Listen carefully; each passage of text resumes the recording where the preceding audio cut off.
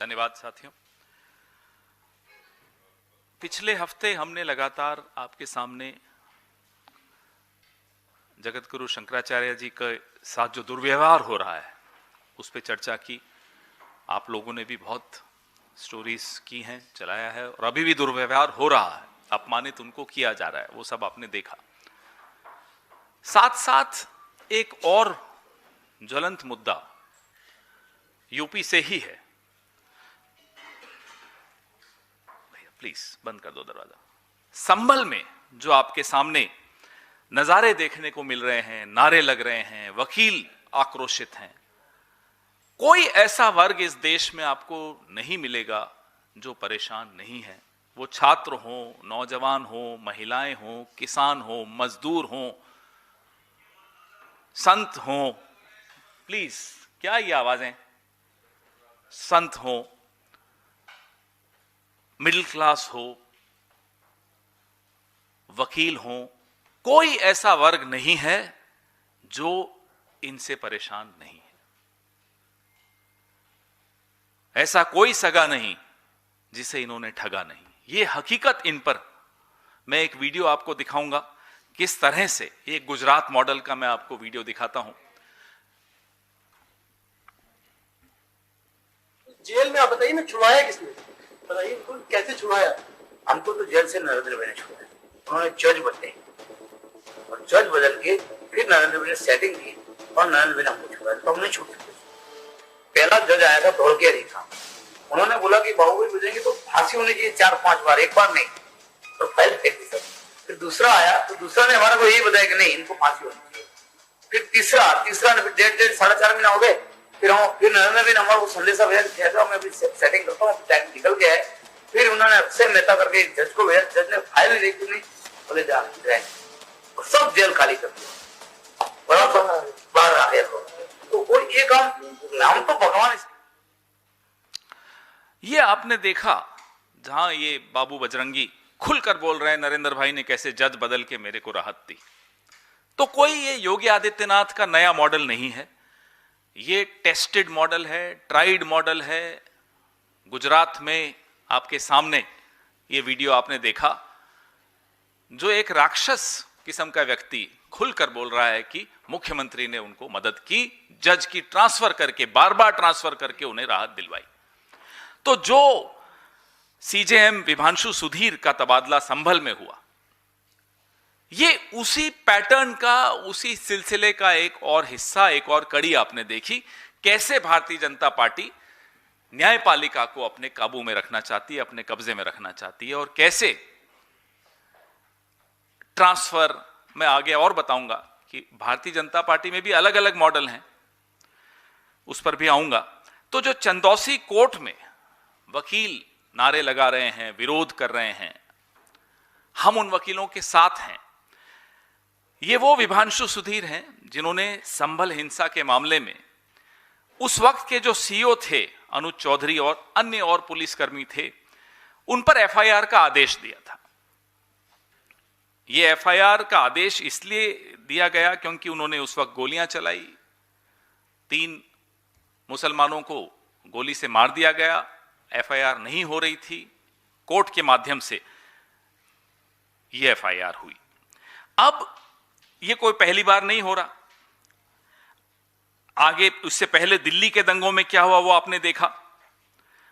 अलग अलग जगह पे किस तरह से इन्होंने न्यायपालिका को अपने काबू में करके ट्रांसफर कर दिया, धमका दिया, ट्रोल कर दिया सोशल मीडिया पे।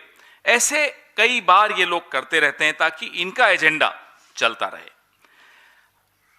जिस व्यक्ति को वहां लगाने की कोशिश की गई वो भी वह व्यक्ति था।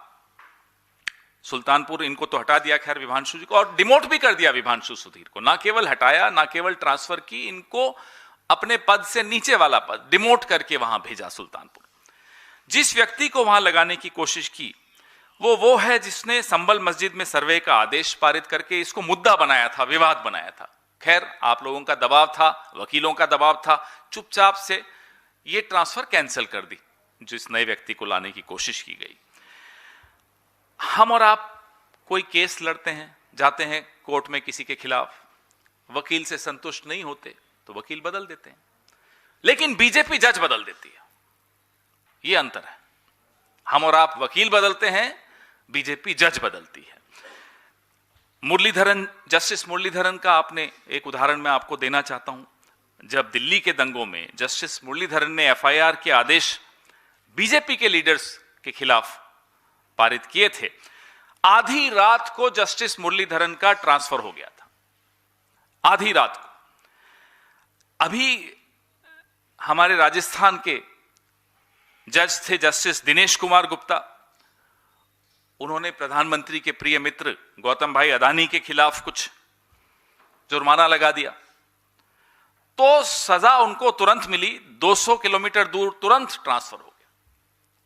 उदाहरण दे रहा हूं मैं आपको कि कैसे ये लोग एक मिनट में जिसके हाथ में इंसाफ का तराजू होता है उसको बांध लेते हैं, उसके हाथ को बांध लेते हैं। ये जो हमने देखा, गुजरात का उदाहरण मैंने आपको जो दिखाया, वो डीजी वंजारा हो, बाबू बजरंगी हो, माया कोडनानी हो, किस तरह से जज पे जज बदल के इनको राहत मिली। ये तो एक मॉडल है। मोटा भाई भी है एक, ये तो छोटा भाई का मॉडल है। मोटा भाई तो जज की ट्रांसफर कहीं और ही कर देते हैं, ज्यादा नहीं बोलूंगा। मोटा भाई का केस अगर किसी जज की अदालत में हो तो जज की मॉर्निंग वॉक बंद। वो किस गेस्ट हाउस में कहां रह रहा है, वहां क्या होगा, किसी को नहीं मालूम, तो वो ट्रांसफर कहीं और हो जाती है। तो ये जो मॉडल है, ये लोकतंत्र के लिए, इंसाफ के लिए, न्याय के लिए कितना घातक है, ये आपके सामने है। और मैं बहुत प्रसन्नता से कह रहा हूं कि वकील समुदाय, आजादी के आंदोलन में भी वकील समुदाय ने बहुत अग्रणी, सबसे अग्रणी भूमिका निभाई थी। और जब लोकतंत्र को, इंसाफ को, न्याय को बचाने के लिए मुहिम हमारे वकील समुदाय ने शुरू की है, उसका हम स्वागत करते हैं। जो संभल में हुआ, जो गुजरात में हुआ, जो दिल्ली में हुआ, जो जयपुर में हुआ, ये क्या दिखाता है? ये यही दिखाता है कि भगवान के बाद अगर कोई न्याय की उम्मीद किसी से करता है तो वो राजा से करता है। भगवान भी राजा के माध्यम से न्याय दिलवाता है। और जब राजा इस तरह का निकले कि वो न्याय के रास्ते में आ जाए, वो न्याय न मिलने दे, वो इंसाफ न मिलने दे, वो इंसाफ और न्याय दिलवाने के वक्त धर्म देखे, जाति देखे, भाषा देखे, पार्टी देखे, तो आप सोचिए कि लोकतंत्र कितने कम दिनों का मेहमान अब इस देश में बचा है। हम वकील समुदाय के साथ खड़े हैं क्योंकि वो न्याय की रक्षा में सड़क पर आज आंदोलन कर रहे हैं। उम्मीद करते हैं कि अजय सिंह बिष्ट उर्फ योगी आदित्यनाथ इस गुजरात मॉडल को यूपी में नहीं लाएं, ला चुके हैं वैसे तो, क्योंकि इस मॉडल से निश्चित मान लीजिए कि आम आदमी को न्याय की उम्मीद खत्म हो जाती है। उसको लगता ही नहीं है कि अदालतों में अब न्याय मिल सकता है। जिस तरह का हस्तक्षेप निचली अदालतों में, राजनीतिक हस्तक्षेप हो रहा है, जिस तरह का आतंक फैलाया जा रहा है जजेस में राजनीतिक पार्टी द्वारा, भारतीय जनता पार्टी द्वारा, उससे बहुत मुश्किल हो जाएगा आम आदमी को न्याय मिलना, बहुत मुश्किल हो जाएगा लोकतांत्रिक परंपराओं का जीवित रहना। आपके सवाल।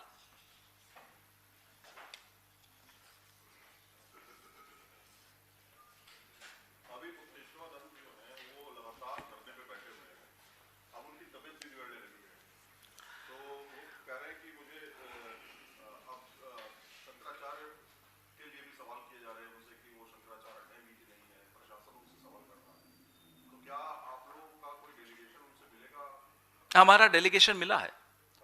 हमारे प्रदेश अध्यक्ष उत्तर प्रदेश के अजय राय जी और अन्य नेता उनसे जाकर मिले हैं और लगातार संपर्क में भी हैं।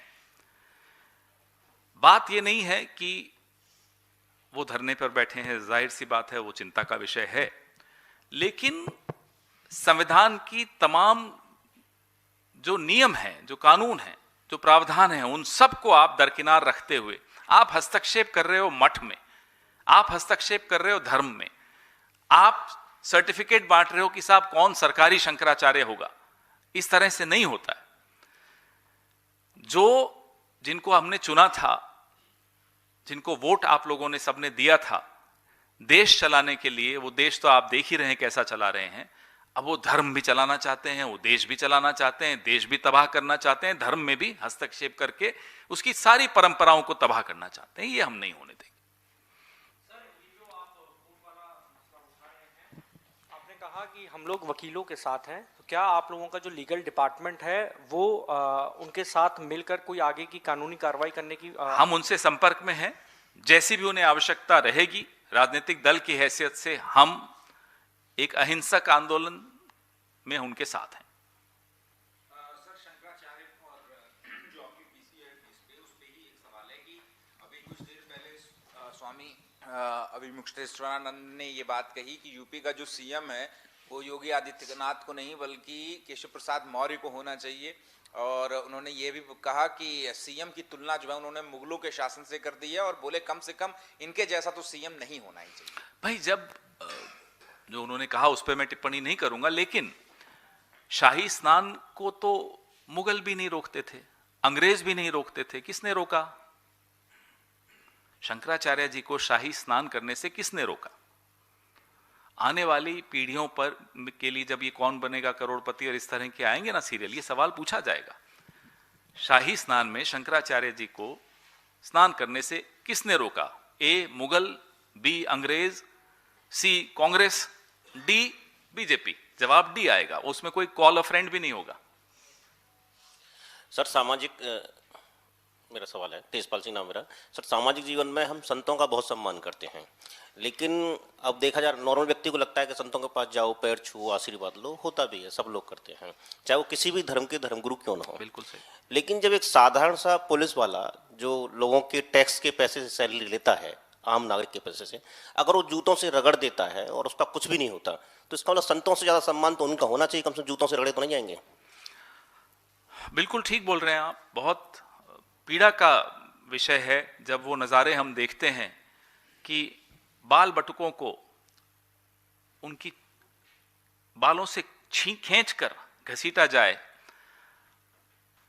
तो दुख होता है। बचपन से हम सबको यही सिखाया गया है जो आपने कहा कि धर्मगुरु हो, कोई किसी धर्म का, कोई पीर पैगंबर हो, कोई साधु संत हो, कोई हो, हम उनको सम्मान करते हैं, हम अपना सर झुका लेते हैं। यहां तो शंकराचार्य जी के शिष्यों के साथ जो दुर्व्यवहार हो रहा है और जिस तरह से अपमानित उन सबको किया जा रहा है, उससे हम सब आहत हैं। किसी पुलिस वाले की इतनी हिम्मत नहीं होती है जब तक राजनीतिक नेतृत्व ने उसको ये आदेश नहीं दिए हों।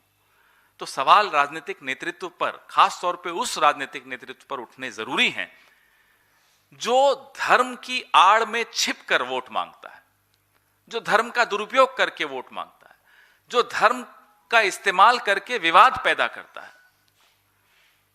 तो यह सवाल इसीलिए हम राजनीतिक नेतृत्व से, नरेंद्र मोदी से, अमित शाह से, आदित्यनाथ से, अजय सिंह बिष्ट जिसका नाम है, उन सबसे पूछ रहे हैं। किसानों को खालिस्तानी सिद्ध किया गया, देशद्रोही सिद्ध किया गया। जहां जहां आंदोलन, छात्रों ने आंदोलन किया तो छात्रों को राजनीतिक सिद्ध किया गया। अभी शंकराचार्य जो संत हैं उन पर भी सवाल उठाया जा रहा है कि शंकराचार्य हैं या नहीं। इसका मतलब यह है कि कल को अगर कोई रिक्शे वाला भी सवाल करता है इनसे किसी पॉलिसी को लेकर के, और लोकतंत्र हमें अधिकार देता है, लोकतंत्र हमें अधिकार देता है कि हम चाहे कुछ भी हों, यहाँ देश का प्रधानमंत्री और मैं दोनों ही बराबर हैं वोट के हिसाब से। तो ऐसी स्थिति में तो कोई भी व्यक्ति सवाल पूछ नहीं पाएगा। इसमें उदाहरण, नोएडा में सेक्टर 50 में घटा 150 में लड़के का खत्म हुआ, वहाँ एक डिलीवरी बॉय जो बहुत छोटी सी कमाई करने वाला होगा, जितने हम लोग अपने फ्लैटों को रेंट देते उतना कमाने वाला व्यक्ति उसकी मदद के लिए तैयार हो गया। वहाँ पूरा प्रशासन और पुलिस मौजूद था। मतलब मुझे दर्द है, मुझे नहीं, हर व्यक्ति को दर्द होगा कि 27 साल का लगभग मेरा छोटा भाई है, उसके साथ घटना हो गया तो क्या स्थिति होगी। और जब उस लड़के को आज जो जिसने मदद की थी उसने पुलिस के खिलाफ जब बोल दिया था, तो उसको 100 से ज़्यादा कॉल्स आए हैं पुलिस के, प्रशासन के, और उसकी आवाज़ को दबाने का प्रयास किया जा रहा है। आज का उसका अखबार में स्टेटमेंट है कि वो नौकरी छोड़ दी उसने। जो क्या लगता है, ऐसे तो कोई व्यक्ति खड़ा नहीं होगा। आप जो कह रहे हैं, पिछले 11-12 साल से लगातार यही उदाहरण मिलते हैं देखने को।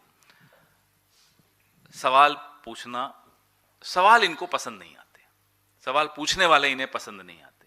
कोई सवाल पूछ ले इनसे, इनकी नीतियों के खिलाफ, तो ये उसको देशद्रोही सिद्ध करके रहेंगे। और इनके साथ, माफ कीजिएगा, आपके कुछ साथी भी हैं, हमारे आपके साथी हैं मीडिया के, उनका भी एक गलत योगदान रहा है लोकतंत्र को खत्म करने में। तो इसलिए मैं बार बार उनके विषय में भी बोलता हूं। ये अकेले नहीं होते, इनको भी हथियारों की जरूरत होती है। कुछ हथियार आप लोगों ने भी दिए हैं और इसका खामियाजा सबको भुगतना पड़ेगा। एक ना एक दिन आपको भी भुगतना पड़ेगा। आपको अभी लगता होगा कि चलिए विपक्ष को भुगतना पड़ रहा है, इलेक्शन हार गए, अरे वो चलता रहेगा। उससे कहीं ज्यादा हार हम सबकी हो रही है, एज अ सोसाइटी हो रही है, समाज की हो रही है, नौजवानों की हो रही है, सबकी हो रही, कोई नहीं बचेगा। तो जो आपने गिग वर्कर के विषय में बताया, डिलीवरी बॉय के विषय में, उसने एक मानवता के नाते वो किया जो कि डिपार्टमेंट्स बने हुए हैं जिस काम को करने के लिए, वो नहीं कर पाए। वो एसडीआरएफ हो, वो एनडीआरएफ हो, वो जिला प्रशासन हो, लेकिन उसने करने की कोशिश की। उसके बाद उसको सजा देना, इसको परेशान करना, उसको प्रताड़ित करना, इतना प्रताड़ित करना कि अब बेचारे ने नौकरी छोड़ दी। तो ये किस तरह का उदाहरण हम दे रहे हैं समाज में कि आंख बंद करो, मुंह बंद रखो, कान बंद रखो, सरकार जो कर रही है, कह रही है, उसको होने दो, सवाल मत पूछो, हस्तक्षेप मत करो, उंगली मत उठाओ। इसीलिए हम परेशान होकर बार बार आपकी शरण में आते हैं कि उंगली उठाना जरूरी है, सवाल पूछना जरूरी है, नहीं तो एक न एक दिन आपकी बारी भी आएगी। सर, इस पे रहिए ना यार, क्या शशि थरूर करते हो। सर, एक द इकोनॉमिस्ट पत्रिका है, उन्होंने एक आर्टिकल लिखा है जिसमें यह कहा है कि 2024 के इलेक्टोरल रिवर्स के बावजूद भारतीय प्रधानमंत्री डोमिनेंट है और रिकवरी पर है। कैसे देखते हैं इस लेख को? मैं बड़ा खुश होता जब किसी ऐसी विदेशी पत्रिका ने डिवाइडर इन चीफ बोला था, तब भी ये सवाल आता। जब विदेशी पत्रिकाएं इनके पक्ष में कुछ लिख देती हैं या लिखवा दिया जाता है उनसे, तब आप लोग सब सवाल पूछते हैं। देखो देखो, इकोनॉमिस्ट ने सर्टिफिकेट दे दिया मोदी जी को। ऐसे सर्टिफिकेट इनके खिलाफ भी बहुत दिए हैं, तब भी सवाल पूछ लिया कीजिए, हम भी जवाब तब दे देंगे। Sir, yesterday Rahul Gandhi had shared a video of having a conversation with the textile exporters.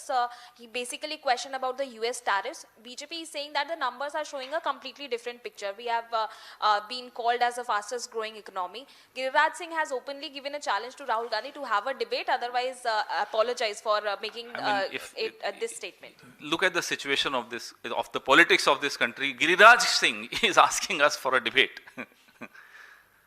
He wouldn't know anything about his own department, about his own constituency. I challenge it. You and I will know more about his constituency than him. Fact of the matter is that it's a series of misadventures that have destroyed local production, local manufacturing, MSMEs. Series of misadventures. The latest one is, of course, the tariff by US. Despite surrendering to US, what we witness today is complete dictation from abroad. खड़े हो जाओ तो मोदी जी खड़े हो जाएंगे, बैठ जाओ तो मोदी जी बैठ जाएंगे, दाएं देखो तो दाएं देखेंगे। दाएं में टीपी होता है, टेलीप्रॉम्प्टर होता है, वो अलग बात है। जहां इशारा होगा अमेरिका का, कभी अमेरिका के इशारे पे चल देंगे, कभी चीन के इशारे पे चल देंगे। जैसा उस दिन मैंने आपको कहा, पापा ने डांटा तो मम्मी के पास, मम्मी ने डांटा तो पापा के पास। ये इनकी हालत है, ये हमारी विदेश नीति है। So what was wrong in what Rahul Gandhi said? What he said is a tragedy of our manufacturing sector, and I am glad that in our politics today the Congress party is raising issues that actually matter to every single Indian. Sir, मेरे सवाल में एक supplement है, क्योंकि आपकी party का भी उस आर्टिकल में जिक्र है कि राहुल गांधी और कांग्रेस पार्टी उस सेटबैक को कैपिटलाइज करने में या अल्टरनेटिव देने में अब तक सफल नहीं रहे, संघर्ष कर रहे हैं। हम इकोनॉमिस्ट की प्रतियां नहीं जलाएंगे जैसा कि बीजेपी करती है। भाई उनका ओपिनियन है, उनका अपना ओपिनियन देने का हक है, उनको देने दीजिए। ऐसे ओपिनियंस बहुत आए हैं, डिवाइडर इन चीफ भी एक ओपिनियन है, और भी कई पब्लिकेशंस हैं जिन्होंने मोदी जी को की शान में बहुत कसीदे पढ़े थे, वो आप शायद दोहरा भी नहीं पाएंगे। सर एक सवाल इधर से सर, जनगणना की अधिसूचना जारी की गई है जिसमें जाति का कॉलम ही नहीं है। घरों की गिनती की जाएगी लेकिन जाति को आइडेंटिफाई नहीं किया जाएगा, इसके पीछे आप क्या? भाई, जाति जनगणना की जब मांग इस देश में हम सब ने उठाई, राहुल गांधी जी ने सबसे आगे होकर उठाई, तब नरेंद्र मोदी ने कहा ये तो अर्बन नक्सल हैं। उसके बाद नरेंद्र मोदी ने खुद ध्यान हटाने के लिए ऑपरेशन सिंदूर के वक्त जो हो रहा था, डोनाल्ड ट्रंप जो सबको बता रहे थे कि मैंने सीजफायर करवा दिया, ध्यान हटाना था, बोले जाति जनगणना होगी। फिर आप सब ने तालियां बजाई, तब भी तालियां बजाई जब हमें अर्बन नक्सल कहा था। फिर कहा कि नहीं मैं जाति जनगणना करूंगा, फिर भी तालियां बजाई। मास्टर स्ट्रोक, तो मास्टर स्ट्रोक पे मास्टर स्ट्रोक। उसके बाद क्या हुआ? अब जनगणना में जाति का कॉलम नहीं है। ये व्यक्ति जब कुछ कहे तो समझ लीजिए उसका उल्टा करेगा। ये कहते कुछ हैं, करते कुछ हैं, सोचते हैं ही नहीं। तो सोचते कुछ हैं नहीं बोलूंगा मैं। सर पिछले 4-5 दिन से जब से शंकराचार्य जी ने धारणा पे आए हैं, तब से हम टीवी चैनल में देख रहे हैं कि भाजपा के कोई भी स्पोक्स पर्सन ये डिबेट में पार्टिसिपेट नहीं कर रहे हैं। और दूसरा बात ये कि जो यूपी में चीफ मिनिस्टर का अलग राय होता है शंकराचार्य को लेकर और डिप्टी सीएम का अलग राय होता है, तो आपको क्या लगता है कि ये शंकराचार्य का विवाद किस अंत तक जाएगा? आपको क्या लगता है? बात न्याय की है। अन्याय किसी के साथ भी हो, वो किसी धर्म का हो, किसी जाति का हो, किसी वर्ग का हो, जो जिसके मन में इतनी भी इंसानियत होगी वो उस न्याय के लिए लड़ेगा, उस व्यक्ति के साथ खड़ा होगा। कांग्रेस पार्टी खड़ी रही, खड़ी रहेगी। बीजेपी में भी कुछ लोग हैं जो परेशान हैं, जो हो रहा है उत्तर प्रदेश में, उसको देखकर मैं मानता हूं होंगे, जरूर होंगे परेशान, लेकिन हिम्मत बहुत कम लोग जुटा पाते हैं आवाज उठाने की। लेकिन आपने कहा भाजपा का कोई स्पोक्सपर्सन नहीं आ रहा है, हिम्मत नहीं हो सकती इनकी आने की। किस मुंह से आएंगे? दिन भर बैठकर गाली देना, हम सबको धर्म विरोधी कहना। हम किसी के धर्म के खिलाफ हो ही नहीं सकते, क्योंकि संविधान सब धर्मों को सम्मान देने की बात करता है। लेकिन यह पार्टी ऐसी है जिसके स्पोक्सपर्सन सुबह से शाम बाकी सब धर्मों को गाली देते हैं, तमाम पार्टियों को गाली देते हैं कि साहब ये हिंदू विरोधी है, सर्टिफिकेट बांट रहे होते हैं, ये हिंदू विरोधी है, ये उस मंदिर नहीं गया इसलिए ये हिंदू विरोधी है। आज इनका असली चेहरा पूरे देश, पूरे विश्व के सामने खुलकर सामने आ गया।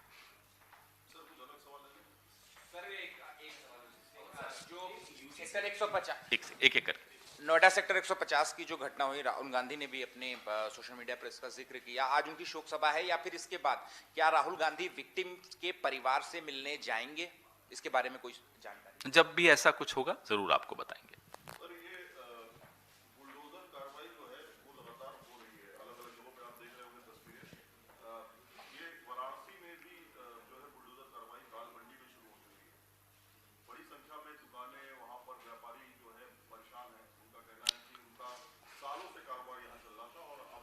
मैंने आपको इस प्रेस वार्ता की शुरुआत में कहा, ऐसा कोई ठगा नहीं जिसे इन्होंने ठगा नहीं। ये सबके खिलाफ हैं। ये सिर्फ अपने 2-3 दोस्तों को छोड़ दीजिए, बाकी ये किसी के साथ नहीं है। रोज साबित हो रहा है, अब आपके सामने हो रहा है। विरासत, मणिकर्णिका घाट हमारी संस्कृति की विरासत, उसको तबाह कर दिया। दाल मंडी आप जिक्र कर रहे हैं, हमारी पार्टी के लोग वहां हैं, आंदोलन में साथ दे रहे हैं, उनके विरोध की आवाज को प्रबल कर रहे हैं हमारी उत्तर प्रदेश कांग्रेस कमेटी। लेकिन रोज इनकी पोल खुल रही है। जिन जिन से ये वोट लेते हैं, समर्थन लेते हैं, उनको ट्रोल्स में कन्वर्ट करते हैं, उनको भक्त बनाते हैं, उन सबको ये मूर्ख बनाते हैं।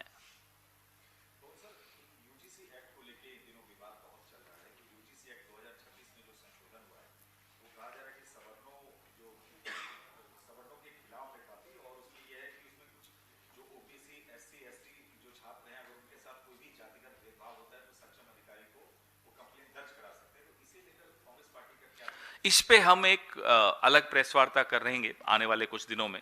इसको हम स्टडी कर रहे हैं और इस पर हम अपना विस्तृत रूप से आपके सामने अपनी टिप्पणी रखेंगे।